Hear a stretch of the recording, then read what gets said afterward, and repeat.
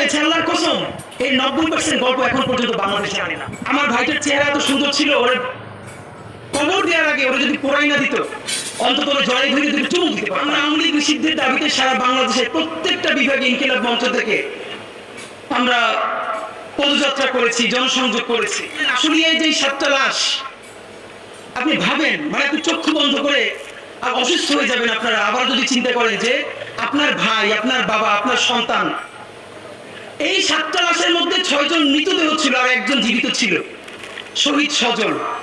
তার মা আমাদেরকে এসে বলেছে, বাবা, আমার সন্তানের গায়ে যখন আগুন দেওয়া হয়, পেট্রোল ঢেলে পুলিশ আগুন দেয়, তখন প্রত্যক্ষদর্শীরা দেখছে পাশ থেকে আমার সন্তানের হাতটা নড়তেছিল। এই ক্ষমা আপনি নিতে পারবেন না। আজকে একটা ইন্টারভিউ ছাপা হয়েছে, সেই 7 জন লাশের আরেকজন, তার ভাই, তার বোন ইন্টারভিউ করছে। লাশটা যখন পেয়েছে বলে, জানেন আমার ভাইয়ের মুখের মধ্যে দেখি এই পাশে একটা দাঁতও নাই। ওরে জড়াই ধরে চুমু দেওয়ার মতো অবস্থা ছিল না। হাসিনা আমাদের সাথে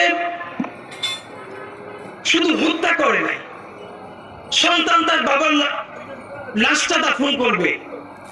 এখনো রায়ের বাজারে আমরা অনেকবার গেছি, 150-র উপরে বেওয়ারিশ লাশ, 1 বছর হয়ে গেছে। এই লাশগুলো কোন বাবা মার সন্তান, সরকার এখন পর্যন্ত ডিএনএ স্যাম্পলিং করে তাদের কাছে পৌঁছানোর উদ্যোগ নিতে পারে নাই। কোন স্ত্রী তার স্বামীর জন্য অপেক্ষা করে আছে, কোন সন্তান বাবার জন্য এখনো পথে বসে আছে, আমরা জানি না সেই বেওয়ারিশ লাশগুলো। জুলাইয়ে কি হয়েছে